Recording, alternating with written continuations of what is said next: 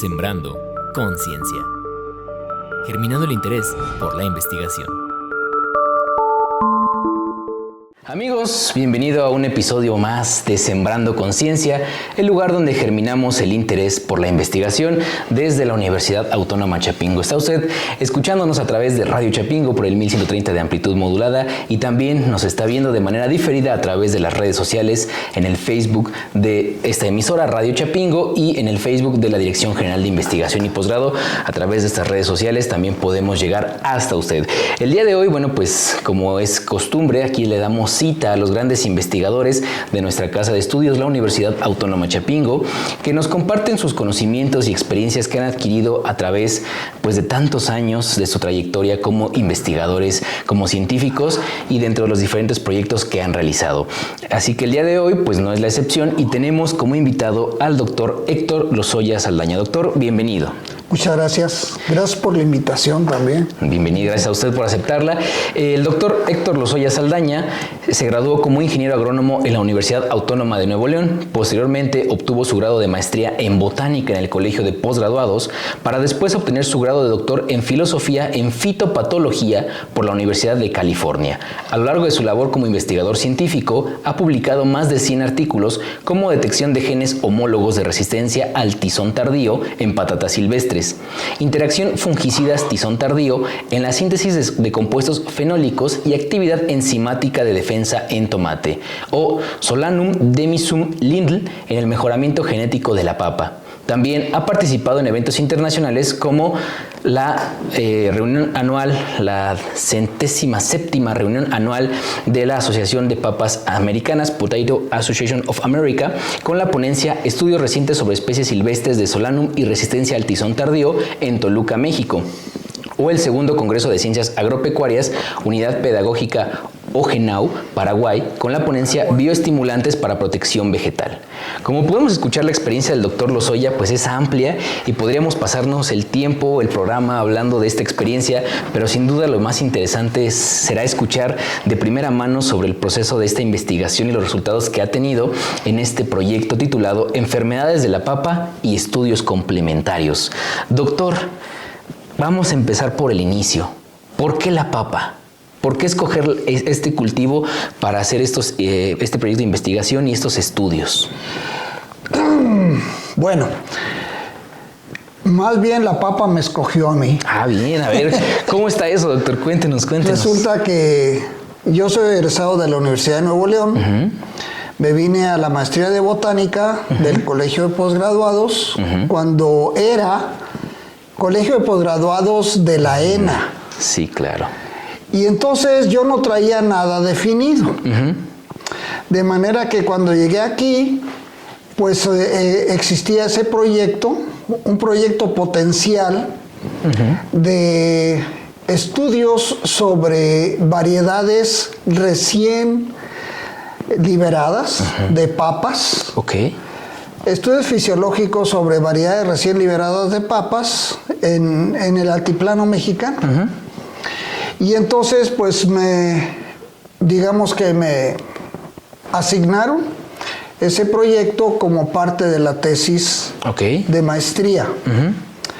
Entonces, a raíz de eso, a raíz de estar trabajando eso en estrecha relación con un programa internacional que existía en México, después fui seleccionado para ir a hacer estudios de papa en Holanda, varios meses. Y de regreso de Holanda, fui contratado por el Instituto Nacional de Investigaciones Agrícolas de aquel tiempo, el INIA, para trabajar la papa. Bien. De manera que, como una inercia, sin tener algo definido originalmente, nos fuimos por ahí. Y a partir de entonces, estuvimos en el INIA, en el departamento de hortalizas, antes de irnos al doctorado, trabajando las papas. Sí, claro. ¿No? Las papas, en México más bien vamos al revés. El altiplano mexicano, o sea, donde estamos ahorita. Bueno, justo lo voy a interpretar un poquito para que nos sitúe geográficamente. ¿A qué nos referimos con el altiplano mexicano, doctor? Ok. Hay varios conceptos ahí. Uno es el altiplano, el otro es Mesoamérica. Claro. ¿No? Sí, claro. Pero al altiplano mexicano nos referimos a como un plano en donde las alturas sobre el nivel del mar están pues alrededor de 2,000 y fracción claro. de metros de altura sobre el nivel del mar. Chapingo está a 2,240. La estación del ferrocarril de Toluca está a 2,640. Estamos a la misma altura que la Ciudad de México. Claro. Toluca está a 400 metros. No, perdón. De 2,200 a 2,600 son 400 metros sí, más 300, arriba que la Ciudad de México y que Chapingo. Y pues toda esta zona es lo que se llama el altiplano. Es una zona sin ríos, pero con temporales muy confiables. Claro. Y por eso la gente siembra de temporal, ¿no? Sí, entonces, las papas, pues son un cultivo de temporal aquí en el altiplano mexicano. Si nos vamos un poquito más hacia el Bajío, que también siembran papas, o si nos vamos a Sinaloa, que ahora es uno de los principales productores, pues ellos siembran con riego. Con riegos, claro. Con riego. Pero nosotros tenemos una ventaja comparativa, que es en lo que yo iba a empezar, antes de la interrupción. Discúlpeme, pero ahora sí. No. Me puede interrumpir cuando quiera, porque si no se le olvida. Es que tenemos muchas dudas por aquí, doctor, pues, y entonces hay que darle al público la mayor cantidad de información. Adelante, doctor. Claro. Tenemos una gran ventaja comparativa. Todo el altiplano, estamos hablando de aquí a antes de las cumbres de Maltrata, por ejemplo, en Puebla para allá, o siguiendo un poquito más allá de Pátzcuaro, por ejemplo, antes de llegar a Tierra Caliente. Todo eso es una zona, digamos, de alrededor de 2,000 metros. El Bajío está a 1,800, más bajito, más calientito. Toda esta zona es privilegiada en el sentido de que es la segunda región mundial de diversidad genética de las especies silvestres de la papa. La primera zona es una zona muy amplia que incluye el norte de Chile, el sur de Perú, el cono sur, parte de Bolivia, lo que es el lago Titicaca, todo eso. Es el primer lugar de origen de las papas. Estamos hablando del género, porque especies hay varias. Pero aquí en México es el segundo centro de diversificación genética de las papas. Pero, a pesar de eso, desde tiempos prehispánicos, la gente consumía la papa, pero de colecta, no la sembraban. Contrario a Sudamérica, que ellos todas las culturas prehispánicas de Sudamérica la cultivaban ya desde entonces, y pues siguen conservando esa tradición de miles de años. Nosotros no. Porque tenemos el maíz y tenemos otros cultivos prioritarios. Claro, que se fueron adaptando mejor. Sí, pero una pregunta que se hace mucha gente a nivel mundial es, siendo segundo centro de diversificación genética del género Solanum, ¿por qué no hay muchos investigadores estudiando eso? Considerando la ventaja comparativa, ¿no? Esa es una. Otra ventaja comparativa es que somos el origen de un problema, de una enfermedad de la papa que se llama el tizón tardío. El tizón tardío, claro. Ese tizón tardío puede acabar con un cultivo de papa en términos de unas 2-3 semanas, ¿no? Rapidísimo. Y fue históricamente el causante de una hambruna de 1845 a 1850, que se le conoce mundialmente como la hambruna irlandesa.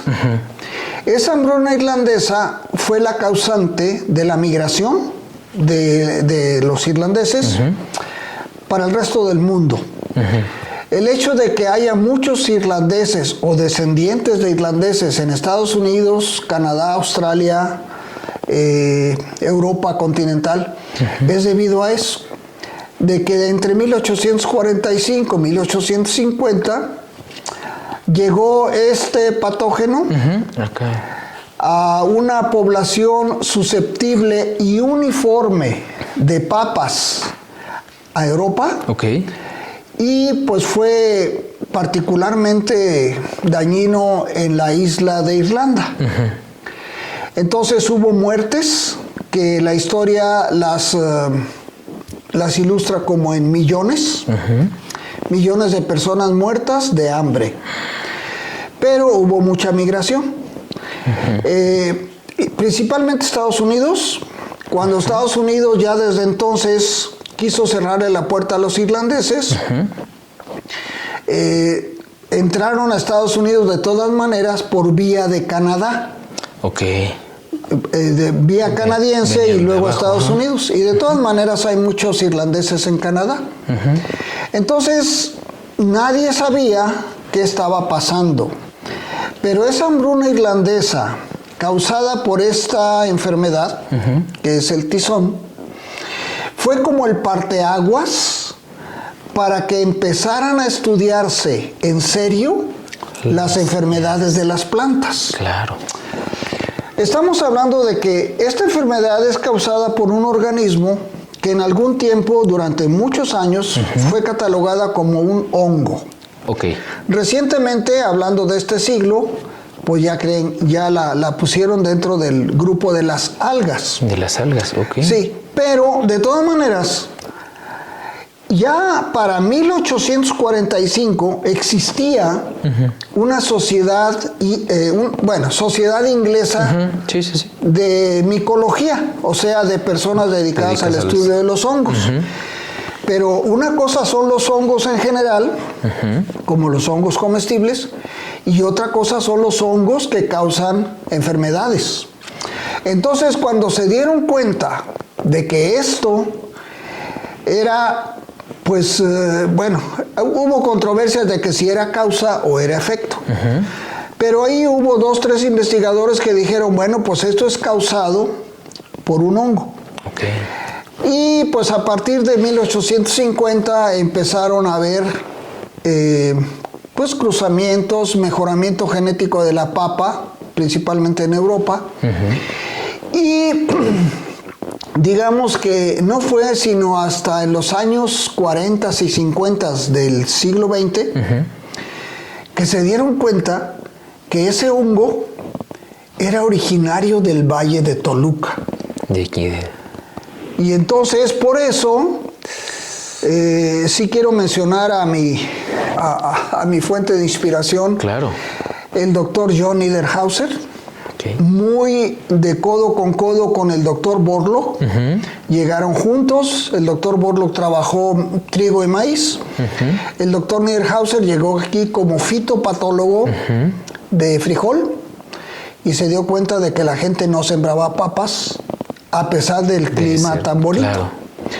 Y fue hasta los años 50, 40 y 50 que se dieron cuenta que lo que había pasado en Irlanda 100 años antes era causado por un organismo originario de aquí.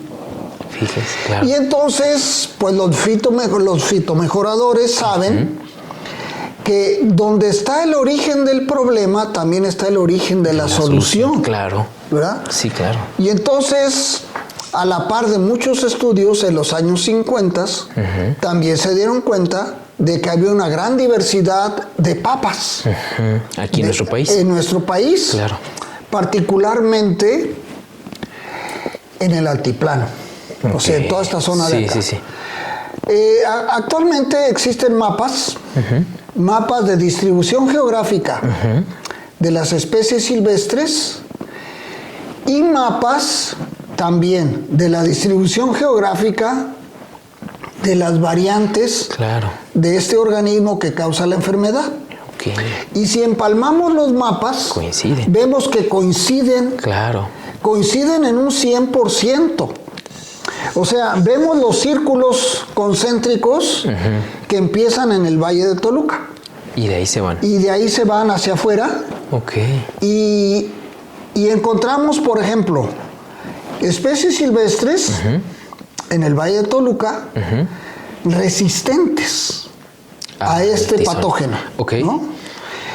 Entonces, aquí se encontró una mina de oro, por decir, para estudios de la relación hospedero-patógeno, para estudios de mejoramiento genético, para estudios de manejo químico, de manera que el Valle de Toluca pues se consideró una fuente inagotable de información.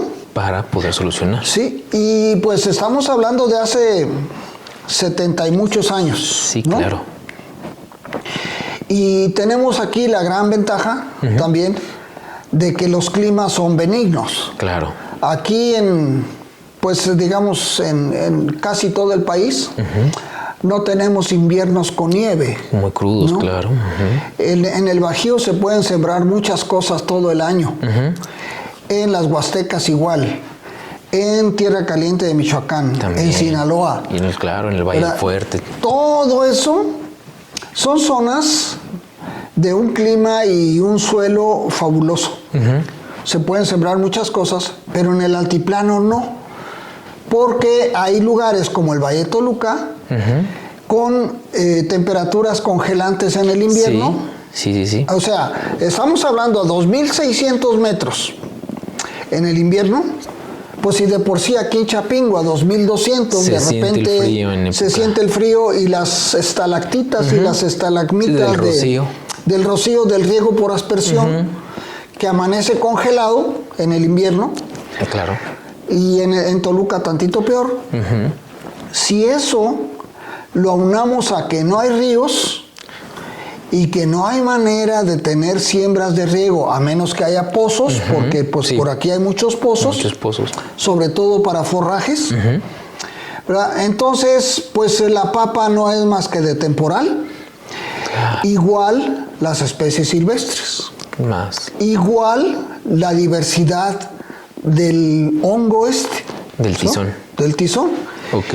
Y entonces el doctor Niederhauser a finales de los años 40 dijo, ¿por qué no siembran papas? Claro, si aquí tienen las condiciones. Aquí tienen las condiciones, está el clima, está el suelo, porque hay unos suelos fabulosos en Pátzcuaro, por ejemplo, en algunos lugares del Valle de Toluca, suelos arenosos para las papas. Y entonces la gente le decía, es que no se pueden sembrar papas porque se queman. Por el frío. Y entonces el doctor Nieder, pues sin decir nada, ¿no? Fue y compró unas papas en el mercado. La papa se siembra por el tubérculo. Sí, claro. El tubérculo brota y da origen a la planta. La planta. Él pues compró unas papitas, las sembró aquí en el horno y se dio cuenta de que efectivamente esas papas al crecer se empezaron a quemar. Sí, la planta. La planta se quemaba. Y pues es lo que llamamos el tizón. ¿No? Entonces dijo él, no, dice, pues yo tengo la solución. Dice, la solución son las variedades inmunes de papa que tenemos en Cornell, en la Universidad de Cornell, en Estados Unidos. Él era egresado de allá. Entonces, pues él comentando con los colegas investigadores decía, pues no se siembra papa porque se quema porque hay tizón, pero en Estados Unidos tenemos variedades inmunes que me las voy a traer y les voy a demostrar que sí se puede. Que sí se puede, claro. Las trajo, empezó a pregonar a los cuatro vientos que traía variedades inmunes por lo que se solucionaba el problema de la quemadura. Y que se le empiezan a quemar. Entonces... Y entonces se le quemaron. Todas. Y entonces él decía, no puede ser. Claro. Si ya las sabemos. Si son inmunes. Claro. Entonces dijo él, no, pues entonces debe ser un patógeno un poquito más agresivo el que hay en el altiplano que el que hay en Estados Unidos. Y a la par empezaron a ver que había muchas especies silvestres. Y estas especies silvestres eran aguantadoras. Resistentes, claro, a este patógeno. Nada más que ya para los años 50 se tenía bien identificada a una especie en particular que ya se estaba trabajando en otras partes del mundo. Ok. ¿No? ¿Cuál es esta especie, doctor? Es Solanum demisum. Ok. Solanum demisum. Y bueno, ahorita si vamos al Nevado de Toluca, al volcán, ahí a las zonas de las faldas del volcán donde hay bosque, vamos a encontrar varias especies. Okay. Así como hierbas. De manera silvestre. Sí. Okay. Entonces, pues todo eso generó lo que llamaron temporalmente lo que era el Programa Internacional de Papa. Sí, ¿no? Claro. Con el doctor Niederhauser al frente. ¿Sí? Y paralelamente, pues el doctor Borlo estaba trabajando los maíces y los trigos. Sí.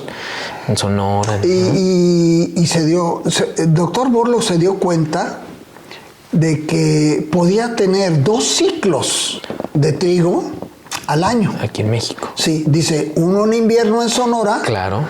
Y otro en verano en el altiplano. Sí, claro. O sea, altiplano puede ser el CIMIC de aquí o puede ser Toluca. Ok, ¿no? sí. Y entre discusiones y todo le aprobaron tener 2 ciclos de trigo y maíz. Eso aceleró enormemente los resultados. Claro. Y por eso obtuvo él el Premio Nobel de la Paz en 1970.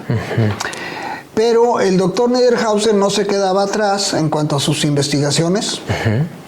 Y ya para 1970, pues ya tenía algunas variedades resistentes de papa. Ya creadas aquí en nuestro país. Ya creadas aquí. Ok. Entonces yo llegué a Botánica del colegio en el 71. Cuando estaba nuevo esta sí, parte. cuando estaban en su apogeo. Claro. Y pues luego me dieron a mí la misión pues de hacer algunos estudios fisiológicos sobre las nuevas variedades. Claro. ¿no? Sí, claro. Y ya de ahí para el Real, pues ya nos quedamos aquí, ¿no? Con la papa. Con la papa. Muy Así bien, es. doctor. Y después de esta reseña histórica que nos hace para adentrarnos en el estudio de la papa y que ya nos puso en la mesa varios temas, pero yo quiero preguntarle, doctor, ¿cómo es que funciona este patógeno del tizón tardío, cómo actúa en la planta? Esto, bueno, para empezar, es un organismo que se propaga por miles de esporas. Sí, claro, sí, al ser. Miles de esporas en el ciclo. Es un patógeno que se prolifera más en la parte de abajo de la hoja. Okay. Se mete por las aberturas naturales que son los estomas. Claro. Invade y de repente surge un algodoncito en la parte que es el micelio con las esporas y se dispersa. Estas esporas germinan, penetran por estomas o por aberturas naturales o por heridas y empiezan a invadir. Y esa invasión induce necrosis, o sea que el tejido se quema. Sí, se va muriendo, claro. Se va muriendo el tejido y entonces es cuando vemos que la papa se quema. Ok, ¿no? Claro. Y esto es particularmente sensible, digamos que de la floración de las plantas en adelante. Sí, claro. ¿Sí? Es curioso ver también, igual que pasa con nosotros, que tenemos ciertas enfermedades a ciertas edades. Sí, claro. Y aquí la papa, en el ciclo. a medida que avanza en el ciclo, después de floración, como que se quema más. Okay. Entonces, debido a eso, los americanos le llamaron tizón tardío. Porque ya va después Porque de la ya floración. va después de floración. Claro.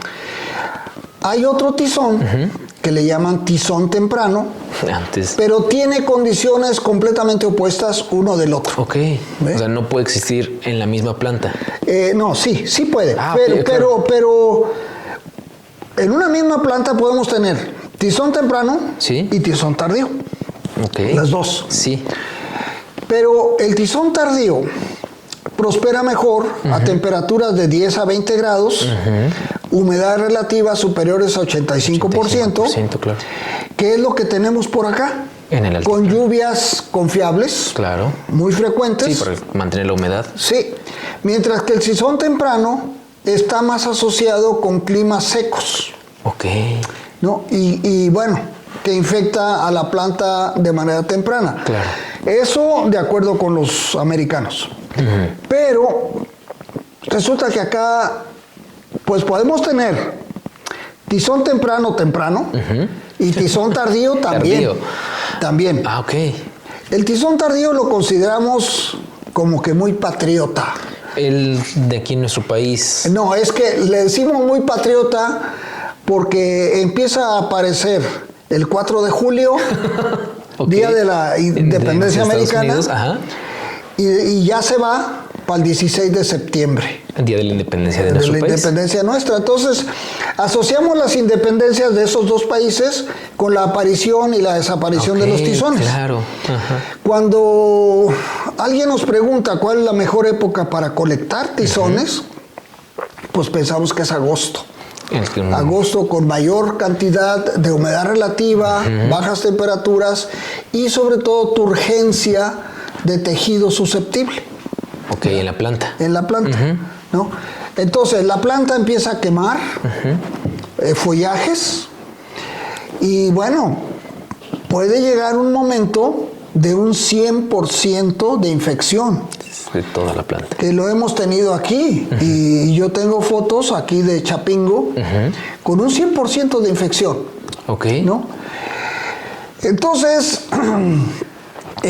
considerando lo óptimo de las condiciones, muchos investigadores del resto del mundo han enviado sus materiales para que se evalúen aquí, sus materiales genéticos claro. de papa. Sí, claro. ¿Sí?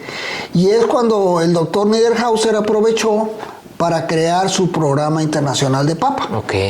para hacer evaluaciones de clones, ¿no? Eso, bueno, pues garantizaba que cualquier material que era resistente en el valle de Toluca y aquí en Chapingo, puede ser resistente en el resto del mundo. Claro. Esa es una faceta Ok. de las condiciones. Otra es la prueba de agroquímicos, ¿Y esa cómo es, doctor? ¿verdad? O sea, que las empresas de agroquímicos, cuando aplican productos experimentales contra los tizones en el valle y resulta que son efectivas, quiere decir que son efectivas en el resto del mundo, Claro. Sí, claro. ¿verdad? Entonces, cualquier material genético resistente en el valle va a ser resistente en el resto del mundo. Claro. Cualquier agroquímico que pueda controlar a los tizones en el valle, El valle. puede controlarlos en el resto del mundo. Claro. ¿no? Entonces, digamos que cuando el doctor Niederhauser en los 40s se dio cuenta de que sus materiales inmunes se atizonaban, dijo él, aquí debe haber algo más. Más, claro. ¿verdad? Y en una publicación de él de 1951 dice, por lo menos una raza más diferente a la de Estados Unidos es la que tenemos en México. Pues resulta que no es una raza más, ¿Cuántas eran? son muchas, Ah, caray. que continúan Claro. presentándose porque tenemos una particularidad aquí sobre este organismo, Ajá. ¿Cuál es, doctor? Esa que parte es que tiene grupos de compatibilidad. Ok. Esos grupos de compatibilidad es como si fueran macho y hembra. Sí, claro. ¿sí? Pero lo particular también de esto es que además de grupos de compatibilidad, se presentan con mucha frecuencia en el altiplano en proporción de 1 a 1, ¿verdad? Sí, claro, sí, ok. Un grupo A1 contra un grupo A2. A2, ajá. Al fusionarse, Pues hacen... van a dar una progenie, van a dar hijos, esporas, súper diversas. Porque tienen de los dos... Tienen genes de las dos partes. Claro. ¿No? Estos grupos de compatibilidad se empezaron a identificar en el resto del mundo hasta, digamos, hasta en los años 70. Ya avanzado, sí. O sea, ¿qué pasó en Irlanda en los 1840? Que les llegó un solo grupo de compatibilidad. Y ahí, uno. Sí, claro. Pero ese es el que se encuentra con mayor frecuencia. No necesita el otro para atacar al año siguiente, ¿no? Entonces, ese es uno solo. Un solo grupo. Si tenemos a los dos, hay una gran... Sí, claro. Se abre el abanico de diversidad genética del patógeno. Claro. Entonces, esos materiales inmunes de Estados Unidos pues resultaban súper susceptibles para la gran variabilidad genética que hay aquí. Y a partir de entonces, digamos en los años 50, empezaron a colaborar y a conducirse por este lado de la fitopatología a investigadores mexicanos, ¿no? Claro. Fue la primera generación de investigadores mexicanos que fueron enviados a Estados Unidos a hacer estudios de posgrado. Porque en los años 50, pues México no tenía posgrados en agricultura, ¿no? Sí, todavía no se creaban. No se creaban.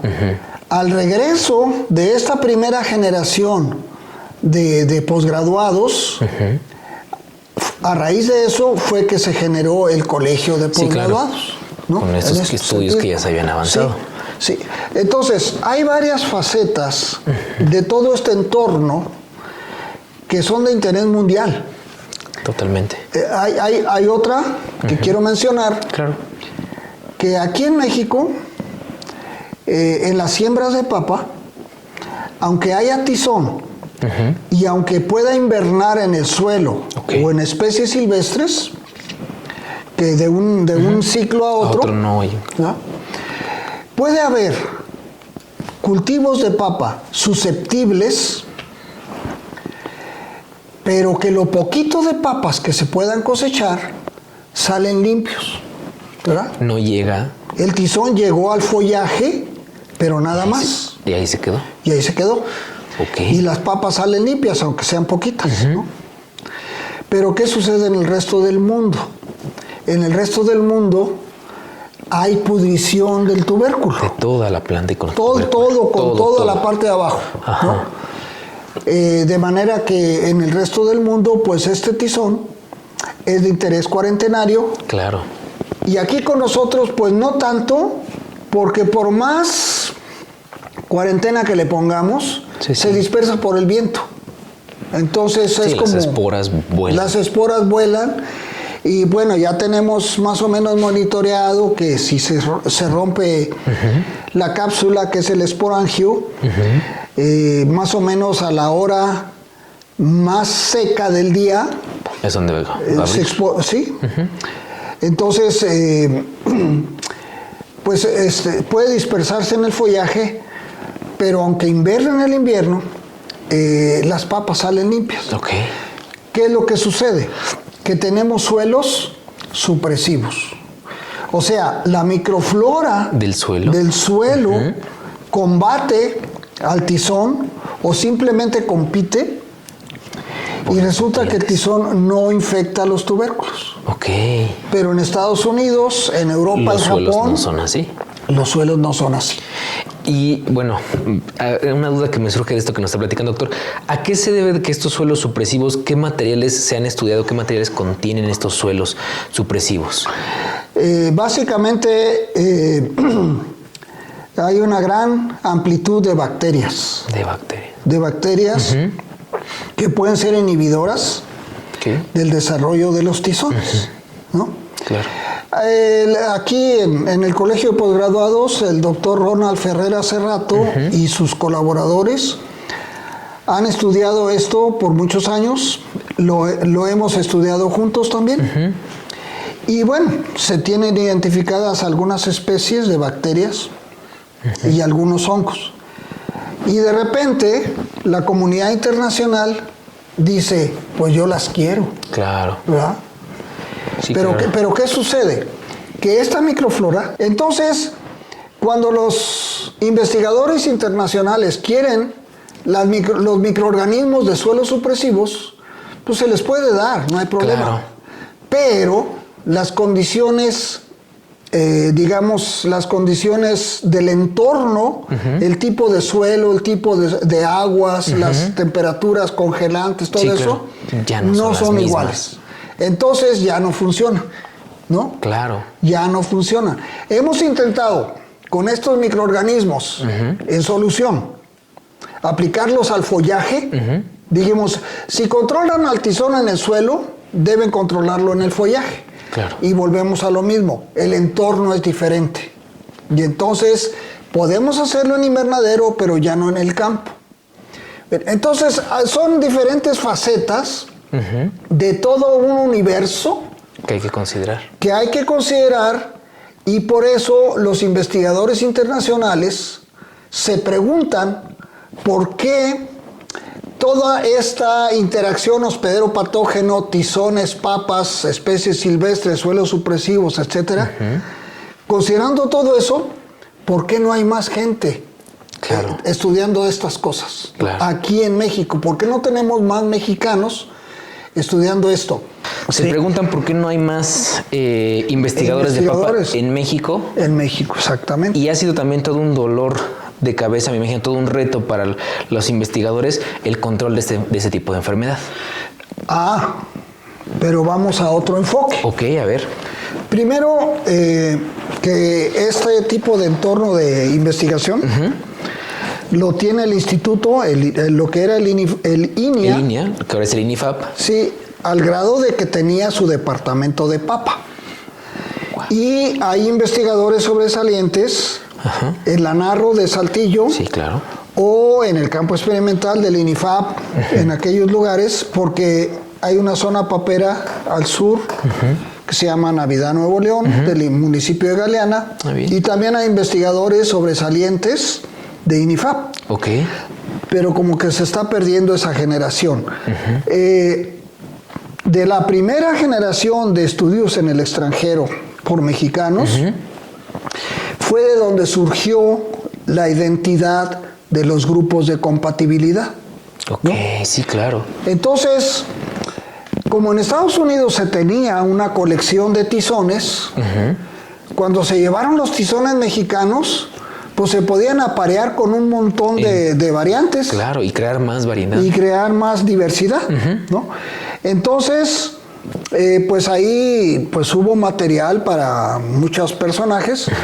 No quiero mencionar nombres porque seguramente voy a omitir. Y claro, sí, voy a omitir doctor, nombres, sí. Pero en los años 50 y 60 fue el afloramiento de investigadores con estudios en el extranjero, con diversidad de estudios, ¿no? Entonces, cada vez se identifican más especies silvestres y cada vez hay más otras técnicas de recombinación. Porque resulta que las especies silvestres tienen diferentes grados de lo que llamaríamos ploidías, ¿no? Número de cromosomas. Ok. ¿No?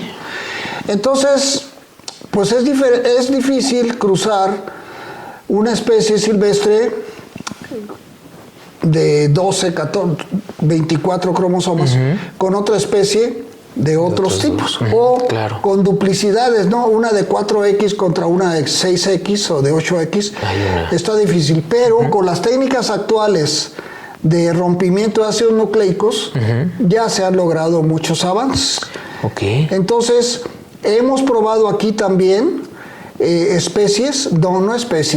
plantas que no son transgénicas, pero que sí se han obtenido a base de algunas técnicas de laboratorio. ¿sí? Entonces, fusión de protoplastos puede ser una. Las transgenias que se han hecho en Estados Unidos, pues hasta ahorita no se han implementado mucho en el campo, pero es otra gama de investigación que se puede hacer, ¿no? Bien. Y aquí en México, pues, digamos que necesitamos un poco más de esas técnicas para seguir haciendo el mejoramiento genético. Claro. ¿Cuál es el problema? Que muchas de las especies silvestres también, además de tener ploidías diferentes, generan materiales muy tardíos. Y entonces, pues un productor quiere materiales precoces, rendidores, y de aceptación en el mercado. Claro. Bueno, y si son precoces, rendidores y resistentes, se evitan la aplicación de productos. De plaguicidas, claro. De plaguicidas. Pero el otro detalle es que aprendimos a convivir. Con el tizón. Con el tizón. Ok, ¿sí? Eso es interesante. Porque, pues, muchas de las moléculas de los plaguicidas actuales son muy eficientes en el control del tizón. Ok. Y entonces el productor dice, yo quiero materiales precoces de alto rendimiento, aunque sean susceptibles. Les aplico fungicida y se acabó. Y ahí se acaba el tizón. Claro. Y entonces, de esa manera, se aprendió a convivir. Ok. Y pues, como que, desgraciadamente, algunas de las variedades mexicanas fueron exitosas en su momento. A mí me gustaron mucho, nomás que son muy follajudas. Claro, sí. Tienen muy grandes. Es muy grande, sí. Y son tardías. Y es lo que ya no y es lo que ya no le gusta al productor. Claro. Entonces, hay variedades, el INIFAP las ha generado mucho, pero de aplicación muy limitada. Claro. ¿no? Ahora, otro detalle es que este programa internacional aquí de Toluca, del doctor Niederhauser, estuvo funcionando muy bien en los años 50 y 60. Ok. Y entonces fue cuando surgió el primer Centro Internacional de Mejoramiento de Plantas, que fue el CIMMYT. El CIMMYT fue el primer Centro Internacional de Mejoramiento de plantas, de un consorcio de donantes internacionales. Claro. Que dijeron, bueno, pues Centro Internacional de Mejoramiento de Maíz y Trigo, pues maíz, México. Sí, claro. Y lo ubicaron en México. Y en el centro de México, ¿no? Sí. Que es el que está aquí en Texcoco. Exactamente. Cuando se quiso consolidar el programa internacional de papa, que ya estaba trabajando en los 50s y en los 60s, este consorcio internacional dijo, espérenme tantito, ya serían demasiadas bondades para México. Sí, tener dos centros, ¿no? Claro. Tener dos centros internacionales. Entonces, digamos que por derecho propio, desde el punto de vista biológico, se tiene que ir a Sudamérica. Exactamente. Okay. Y entonces se generó el Centro Internacional de la Papa, con mucha justicia, en Perú. Bien. ¿no? Fue en Perú, ahí enfrente de La Molina. De la Universidad de La Molina. De la Universidad de La Molina, ahí enfrentito, ahí está. Bien. Y pues este programa internacional se fue para allá, ¿no? Pero, de todas maneras, estamos hablando de los 70s para acá, y a mí me tocó también ser testigo de esa fundación y de colaborar un poquito con algunos de los bases. De todas maneras, esa fundación, bueno, lo del Centro Internacional de la Papa, tiene mucha colaboración con México. Mandaron a alguien aquí también, algunos años, a trabajar con nosotros. Pero el Centro Internacional se fue a Perú. A Perú. Y actualmente, pues, quien trabaja más investigación en papa es el INIFAP. El INIFAP. Sí, no quiero mencionar nombres porque sé que me voy a omitir. Alguna omisión, pero no se preocupe. Hay omisiones. Claro. Y hay 2 que 3 personas a los que llamamos fitoftoreros, porque trabajan a este bicho que es un fitóftor. Ajá, ok. ¿no? Pero no nada más en INIFAP. hay universidades que lo están haciendo. Claro. ¿Verdad? Precisamente, doctor, perdón que lo interrumpa, sabemos que aquí en el Chinchapingo está la sede operativa del Programa Internacional Cooperativo del Tizón Tardío de la Papa. Sí. Hablando de este tipo de cooperación, de apoyo entre instituciones y entre países también, ¿cómo surge o cuál es la historia de este Programa Internacional Cooperativo del Tizón Tardío de la Papa? Bueno, pues yo soy el director técnico. Ah, bien, pues mire. De ese programa. Ajá. Desde 1995. Ok. Está, desde el punto de vista hacendario, estamos en stand-by. Ok. Pero sí se ha alimentado de fondos internacionales. Ahora, ¿cómo surgió? Claro. A raíz de que se fue el Centro Internacional de Papas a Perú, el potencial de investigación del altiplano sigue siendo vigente. Claro. Porque todas las condiciones biológicas y climatológicas y físicas y lo que sean siguen permaneciendo. Siguen estando. Entonces, el doctor Niederhauser, pues como siempre fue muy inquieto, cuando tuvo su programa internacional de papa, lo que llamaba él el PIP, tuvo pues todo el apoyo del CIMIT, a él lo administraba el CIMIT, y se quedó con esa inercia.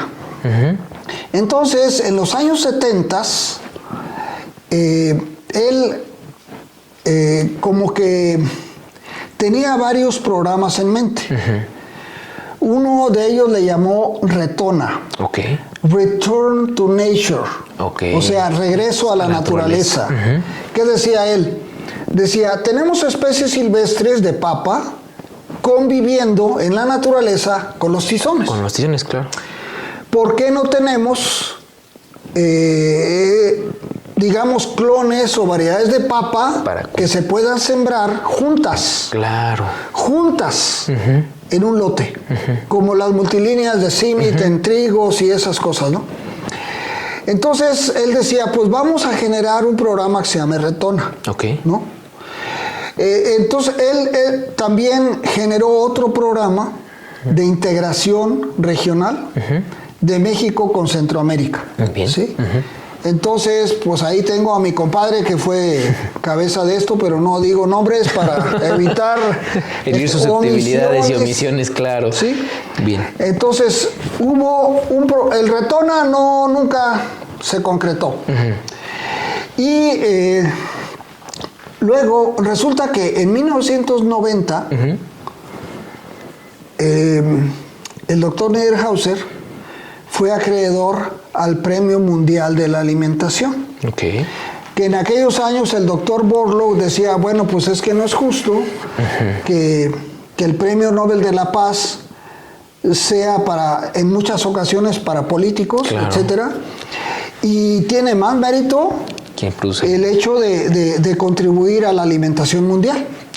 Entonces, pues ahí se generó el Premio Mundial de la Alimentación, que en 1990 se le dio al doctor Niederhauser. Bien, ¿no?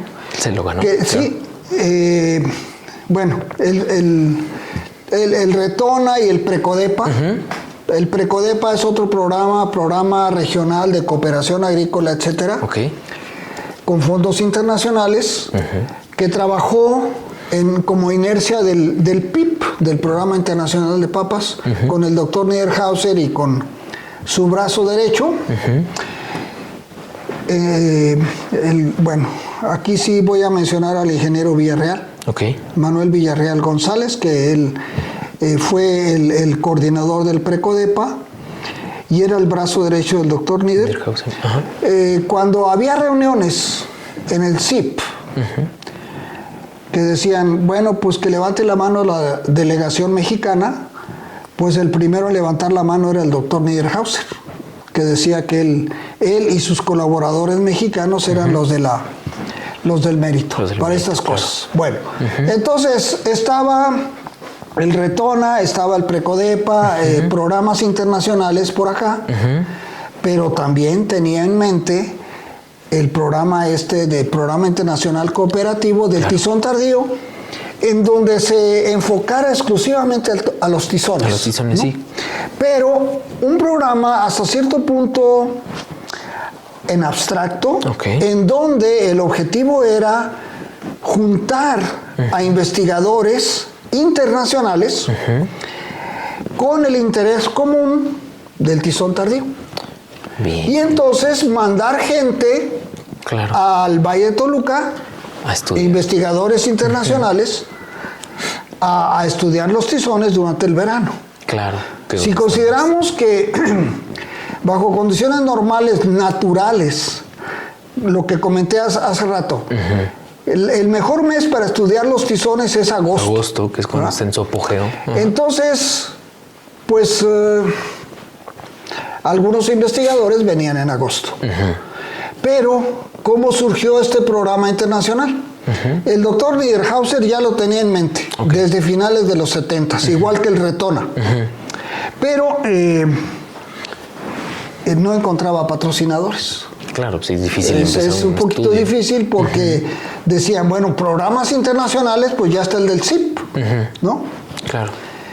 Y a raíz de su premiación con el Premio Mundial de la Alimentación en el año 90, se acercó al grupo Pulsar del ingeniero Alfonso Romo.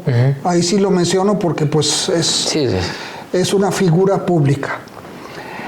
Y el ingeniero Romo le dijo, órale, yo le entro. Yo le entro al Programa Internacional Cooperativo del Tizón Tardío de la Papa. ¿Verdad? Y entonces ya se consolidó, ya se aterrizó para el año 93. Bien. 94. Se generó esto y se puso como sede, pues, Toluca, que es donde, donde el doctor Niederhauser estuvo trabajando muchos años. Y hubo varios millones de dólares involucrados. Y este programa internacional tuvo una junta directiva internacional. Incluía pues personas de Estados Unidos, Canadá, del CIP, de Perú, de Irlanda, por supuesto, porque fueron los más afectados históricamente, de China, teníamos un miembro chino, alguien de Polonia, sí, claro, también. Gente de Polonia, y entonces hubo una junta directiva internacional, ¿no? De manera que lo primero que se formó entre la asociación del Pictipapa con el ingeniero Romo fue, dentro del grupo Pulsar, fue una asociación que era SC, ¿no? Fundación de una SC, Sociedad de, bueno, esta sociedad iba a tener como fin también, bueno, cuestiones, fines de lucro. Sí, claro. Entonces, ya fue cuando la junta directiva dijo, no le vamos a entrar así. Queremos que sea más de investigación científica. Claro. Y entonces, pues allá en Monterrey estuvieron de acuerdo y dijeron, muy bien, vamos a cambiar el ¿cómo le llaman? El perfil legal de SC a AC. ¿No? Y entonces el Pictipapa ya se hizo como asociación civil. Bien. Y de todas maneras seguía fluyendo el fondo y seguían viniendo los investigadores en el verano, al grado de que hubo, bueno, por ejemplo, en Holanda, ¿no? Un investigador holandés venía cada verano y se estaba 2-3 meses. Estudiando, claro. Pero un investigador norteamericano, también de la Universidad de Cornell, mandó a un investigador en calidad de postdoc. Pero lo mandó ya a vivir acá, aquí al Valle de Toluca. Y ese investigador pues ha sido tan destacado que acaba de terminar su periodo como presidente de la Sociedad Norteamericana de Fitopatología. Ok, ¿verdad? claro, sí, sí, sí. El doctor Nick Grunwald. Pero entonces surgió el Pictipapa como un derivado del grupo Pulsar, ¿verdad? Que iba a ser SC a Programa Internacional, AC, Asociación Civil. Asociación Civil. Entonces, esta asociación civil, pues tenía al doctor Niederhauser como socio y tenía al ingeniero Romo también, o a otras personas. Entonces, el doctor Niederhauser falleció en el año 2006, 2006, 2007, por ahí. No, perdón, 2005. Pero okay, bueno, sí. entonces la asociación del Pictipapa AC se iba a desintegrar porque ya no tenía la cantidad de socios suficientes para continuar viva. Y entonces fue cuando entró Chapingo. ¿Sí? Entonces, el rector de aquel tiempo, el doctor Barrales, ¿verdad? Dijo, no, dice, pues hay que rescatarla. Claro. Dice, y Chapingo le entra como socio, como miembro de esa asociación civil. Claro. Y entonces al entrar Chapingo como miembro de la asociación civil, ya no murió. Sí, claro. Ya no murió el Pictipapa AC. Y hasta nos ahorramos algo de dinero porque la asociación, antes del 2006, por ahí, en los años 90, estaba siendo administrada por el CIMIT. Y el CIMIT, pues nos estaba cobrando el manejo de cuenta. Claro, la cuota, sí. Lo que se llama el overhead. Y era un overhead muy alto, ¿no? Entonces, Chapingo, cuando entró de socio, por un lado, pues rescató a la asociación civil. Sí. Y por otro lado, Chapingo también dijo, yo administro. El manejo de cuenta. La cuenta. Entonces, eso nos ahorró muchos dineros de administración. Cancelamos inclusive cuentas en otras partes en Estados Unidos. Y como una forma anecdótica, yo me acuerdo que en alguna ocasión obtuvimos una aportación en dinares, de una asociación civil internacional, obtuvimos dinares. En dinares, claro. En dinares, que pues, había que transformarlos a dólares. Sí, ¿no? Claro. Y entonces esta asociación, administrada por Chapingo, desde el punto de vista administrativo se ahorró muchas cosas, ¿no? Bien. Y pues todavía hubo algunas aportaciones hace tiempo, pero desde el punto de vista administrativo ya el programa como hace ya no maneja dinero. Lo maneja. Ya lo maneja Chapingo. Claro. ¿No? Y pues afortunadamente Chapingo llegó al rescate y pues se pudo salvar a este programa internacional. Bien. Está desde el punto de vista hacendario, está en stand-by. O sea, sí. Sí, claro. Desde el punto de vista hacendario. Pero desde el punto de vista administrativo también ha habido personas que han venido y que pues las hemos atendido aquí. En los estudios de Tizón. En los estudios de Tizón, efectivamente. Bien, claro. Y pues Chapingo, gracias a Chapingo, pues esta asociación sigue viva y hemos administrado algunos dólares. Ha habido triangulaciones, pero no queda de otra. Y este programa internacional pues continúa. Bien. Lo tenemos. Doctor, y en dado caso de que alguien desee formar parte de estas investigaciones, algún interesado en una tesis, en una investigación, en un artículo científico, o simplemente conocer un poco más acerca de esto del tizón, ¿cómo puede ponerse en contacto con usted? ¿Algún correo que nos pueda proporcionar para que la gente que lo está viendo escriba alguna página? Sí, hay Pues el correo de Chapingo, Okay. que es el correo oficial, sabemos que es la inicial del nombre, luego el primer apellido completo y la inicial del segundo apellido. Ok.